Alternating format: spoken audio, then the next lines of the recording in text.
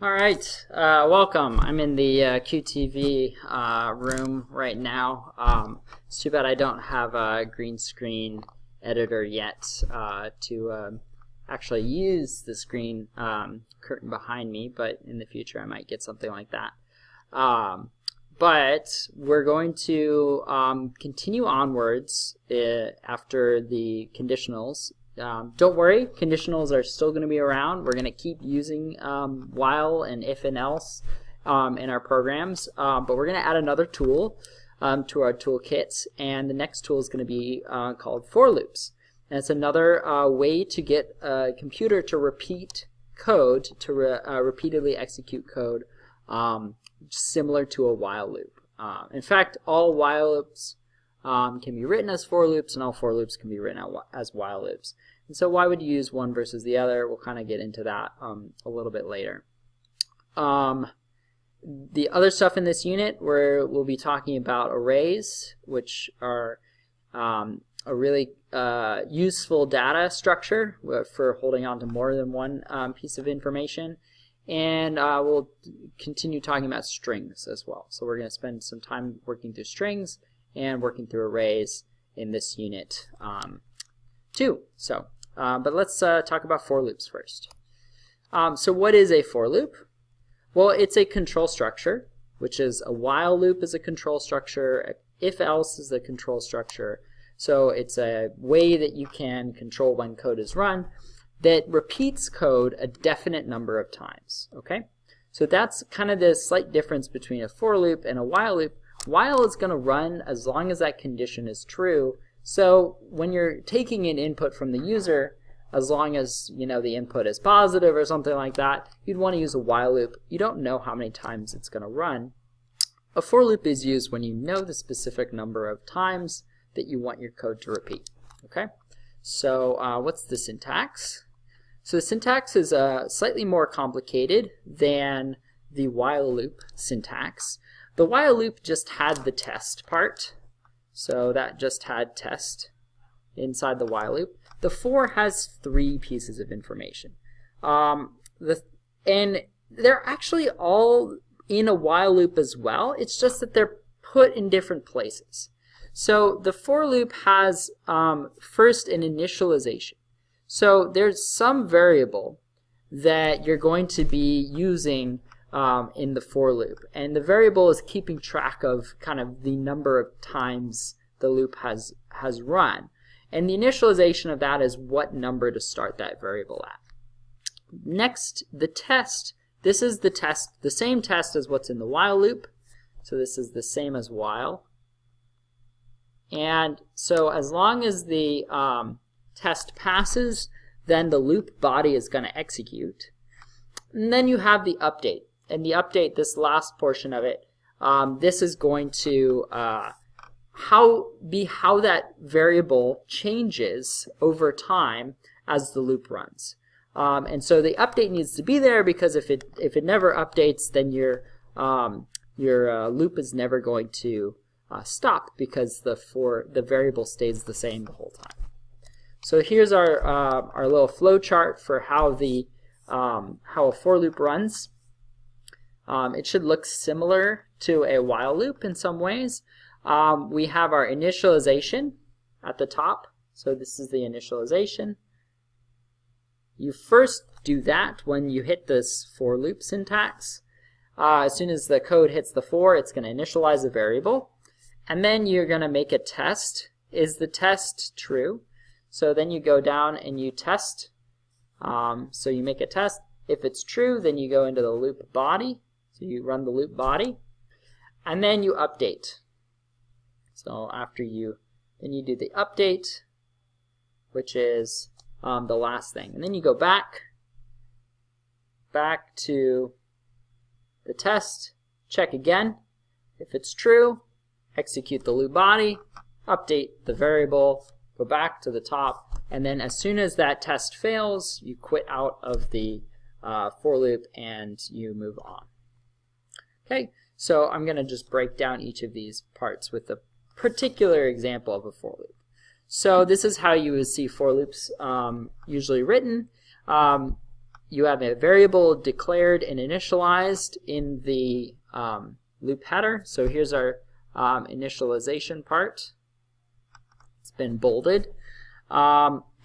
There's semicolons separating each of these pieces of the for loop. So this is the initialization part. I have animation for that. Let me erase this. So that's our initialization. And then this is basically telling us what variable we want to use for the loop. So in this case it's called I, but it can be called anything. The initialization happens the first time that the loop is run. So it only happens once for each time the for loop is run.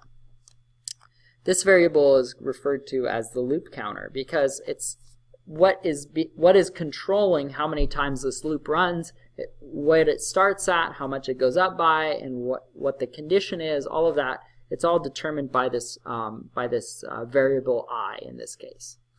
You can use any name, not just I. I is a commonly used one. It's short for iteration. So iteration means to repeat something, or one repetition is an iteration. And it can start at any value. It doesn't have to start at 0. And then another key thing to remember is that the scope of this variable is actually only inside the curly braces of the for loop. So as soon as the for loop is done, then I no longer exists. Okay? So if you can have multiple for loops one after the other in your code, all using I, and that's fine. There's no conflict because the I only exists inside the for loop.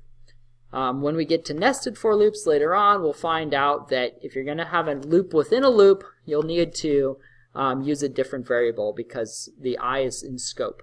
And so you would use like I and J to avoid that. Okay, so that's the initialization. So the next part in the for loop is the test. So our test is the, in this case, I less than 6. And that happens every time the loop runs. So initialization happens once at the beginning. The test is going to occur next. If the test passes, then you run the code. And then you're going to continue to test over and over and over again. So this tests the loop counter against a limit. Some limit, in this case 6 is our limit. The test occurs once for each loop run. And you're going to use your typical comparison operators, less than or equal to, greater than or equal to.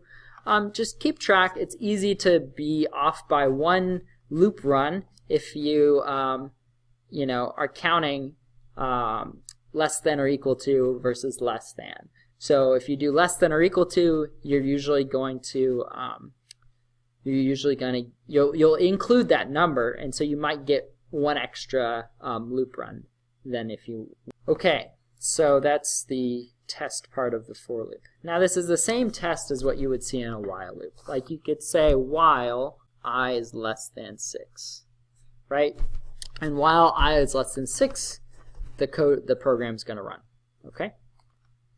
And then the next part is the update part.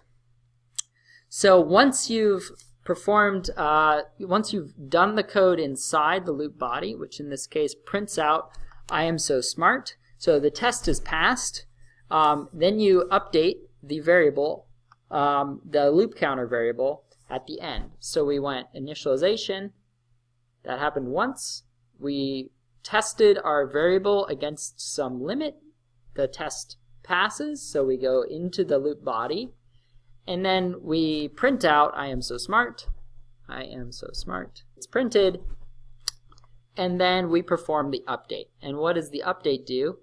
So we've done this, and now we do the update, and the update, well, that increments I by 1. Okay, so this changes the value of our loop counter, and it happens always at the end of each iteration.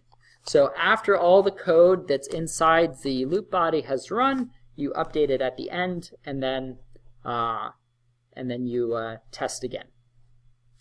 So you use all those shorthands, I++, I-. Those are useful because this loop body is already pretty pretty, there's already a lot going on inside the parentheses of the for loop header.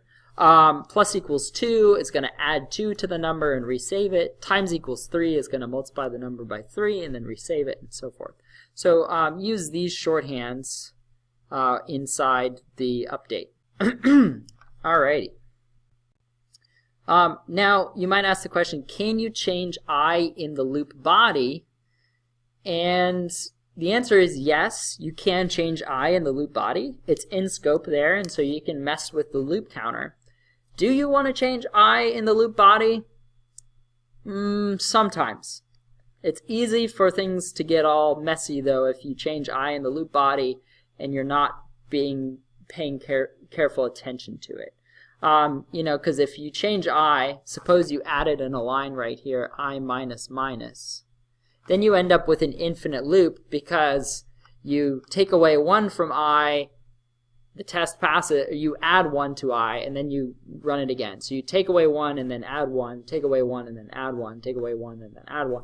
And so you're never actually ending up changing the number from 0. It goes 0, -1, back to 0, -1, 0, and that always passes the test. So be careful if you change I inside the loop body. Just be mindful of that.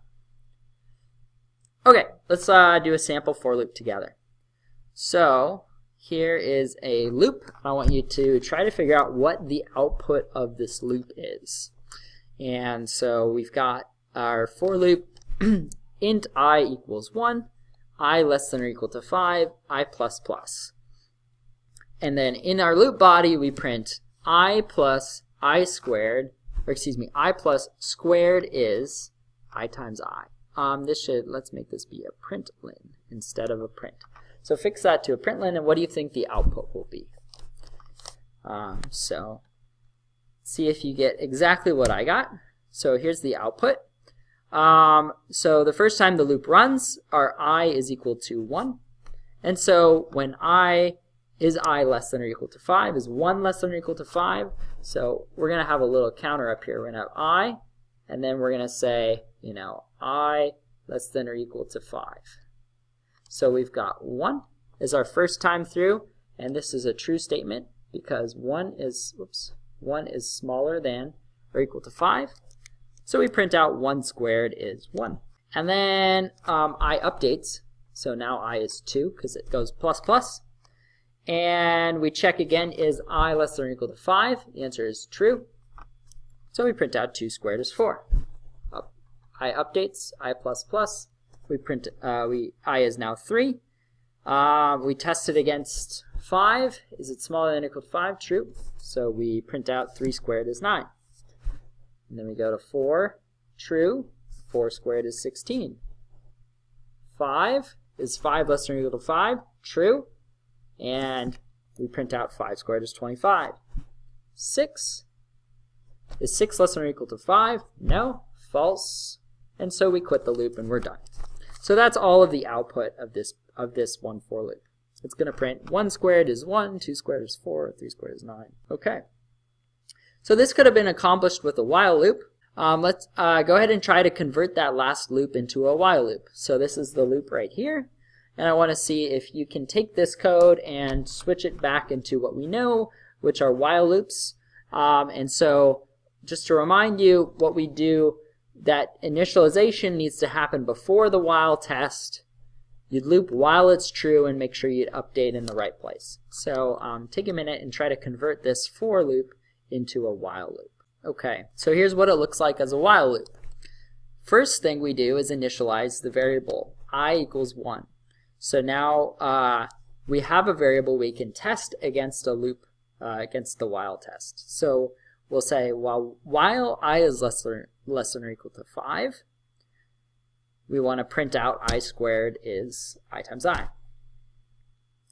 And then in order to not stay in an infinite loop, we update I by 1, so I plus plus, and that's the equivalent while loop.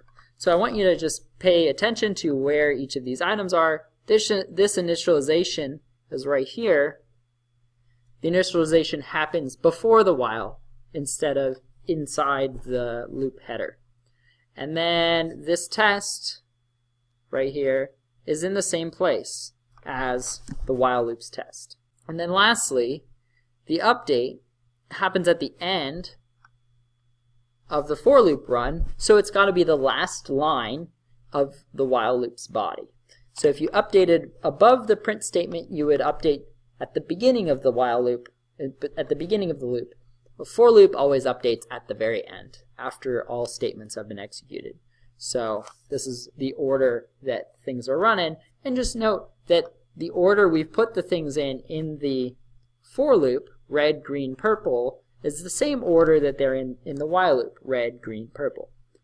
Initialization happens once, test, and then update at the end.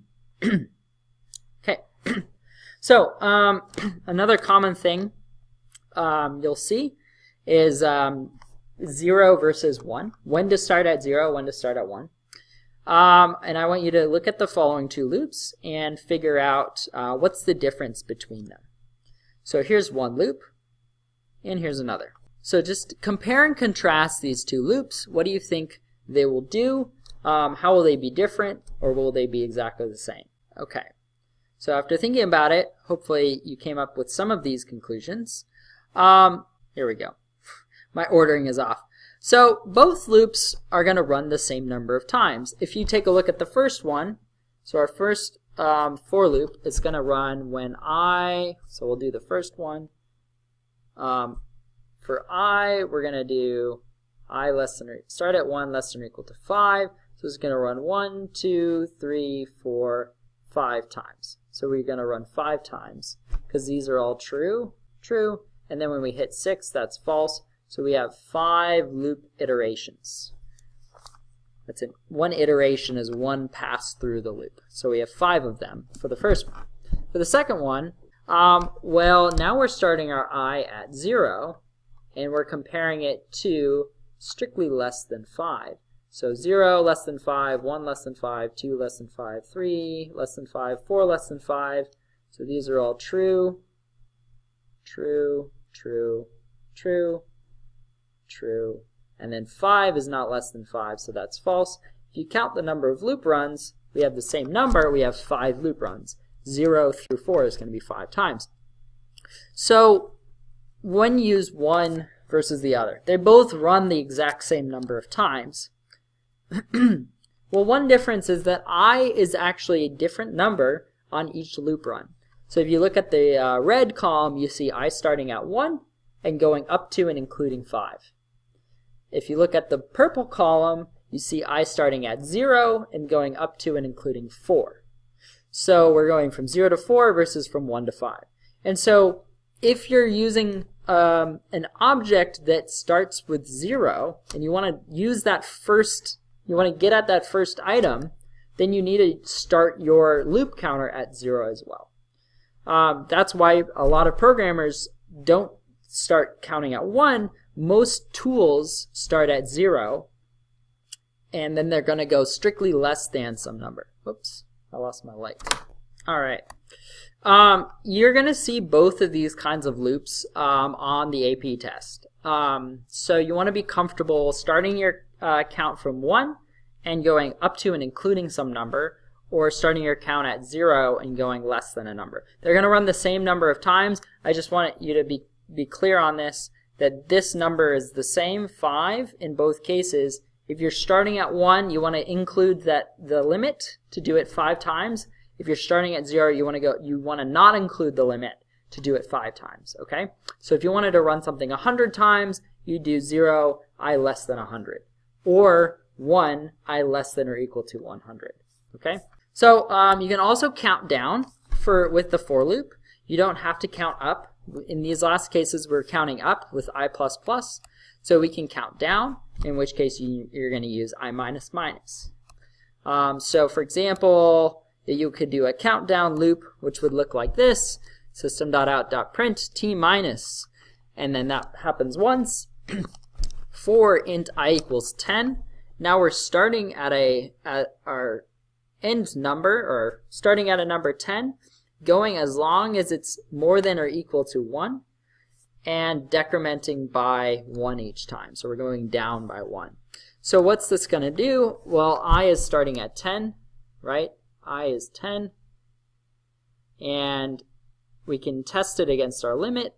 Is I more than or equal to 1? The answer is yes, 10 is greater than or equal to 1. So then true, 10 goes down by 1 to 9, and so forth. 8, 7, and you're going to get output that looks like that. 10, 9, 8, 7, 6, 5, 4, 3, 2, 1. Blast off. Okay. All right. Let's look at our let's look at an example. So, try to write a loop that will print all the positive even numbers less than 100. So that's going to be 2, 4, 6, 8, 10, 12, all the way up to 98. 98 should be the last number your loop prints out.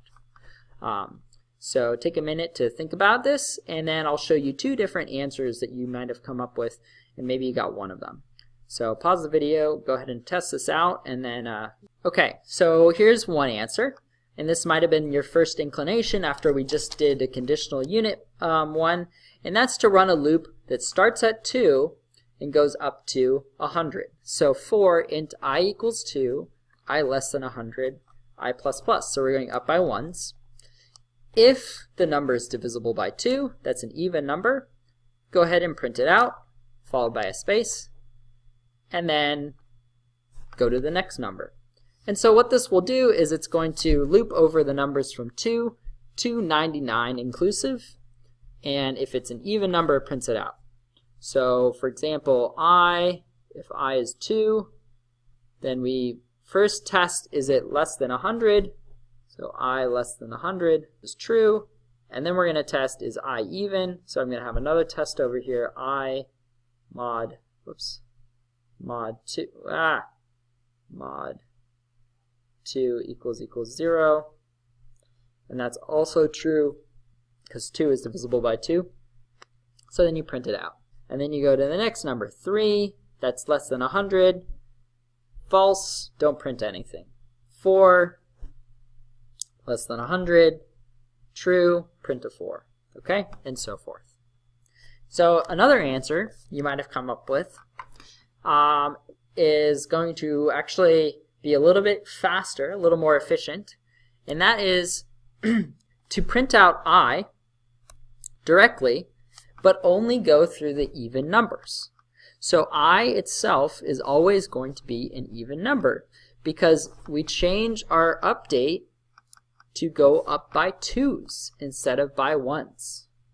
So now if we take a look at our I, what's happening to that number, and whether or not it's less than 100, we're going to start it at 2, and print it out. So we print to 2, and so 2 is less than 100, right? Then we go up by 2. So we're going to 4. 4 is less than 100, so we print that out. Then we go up to 6. 6 is less than 100, so we print that out. And so we're printing out all the even numbers that are less than 100. If we only print I and go up by 2 every time. So that's this is a better solution than the first one because we have to print less, or we have to go through less numbers. The first time we have to go through all the odd numbers too, but why go through those numbers if you can just skip them, right? You're just going to skip them entirely and only look at the even numbers. This loop runs half as many times as the top one does. All right. Here's another one. Write a method called print powers of 2 that prints all the powers of 2 that are less than the parameter. So for example, print powers of 2 100 is going to produce 1, 2, 4, 8, 16, 32, 64. The next number would be 128, but that is more than 100, so we stop. Okay? So go ahead and give this one a try, and your code shouldn't reference 100 in it. It should reference the parameter. Maybe I'll give you the method header if you get stuck. So you can pause the video now if you think you can do it without needing the method header. If you want the method header, then this is what the method header looks like. Public static void, print powers of 2, and I called my variable parameter n. So you've got to use that parameter in your answer. Okay, so pause the video and then we'll okay.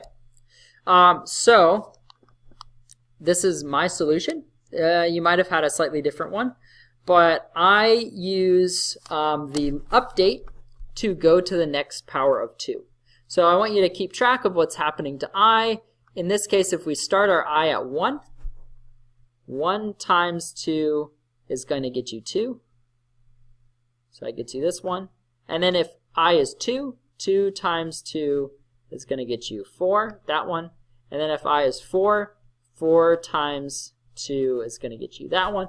So each time we go to the next I, it's just multiplying the last one by 2. And then we print it out. Oh, I have a comma in here. You don't need the comma. So system.out.print I plus a space. So that's the entire method. That's all it is. A for loop starting at 1, going less than the parameter n, and multiplying I by 2 each time. So we can, again, verify that this works as intended if we were to put 100 in. So we could try, so we'll start off with I, and we'll say I less than 100. Okay, we start with that. So then I is starting at 1. This is a true statement. Then we update it by multiplying it by 2. So I is now 2. Test it, true. Update it, 4. 4 is less than 100, true. Update it, 4 times 2 is 8, true.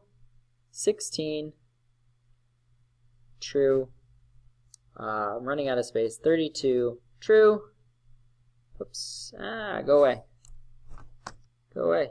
That's true. I give up. It's true, and 64 would be true, and then 128 you stop. Okay, so that's the general strategy for using for loops. Now you can use a for loop or you can use a while loop, and oftentimes they're interchangeable. In fact, they always are interchangeable. Every for loop can be written as a while loop. For loops are nice though when you know you want to do something a specific number of times, or you want to use some math with the loop counter. You want to use the loop counter to actually do some kind of math. In this case, we're having our loop counter get multiplied by 2 every time and printing that out. So yeah, in either case, a for loop is a really handy control structure, and we'll see them pop up again and again when we look at string stuff and arrays. Okay, I'll see you guys tomorrow.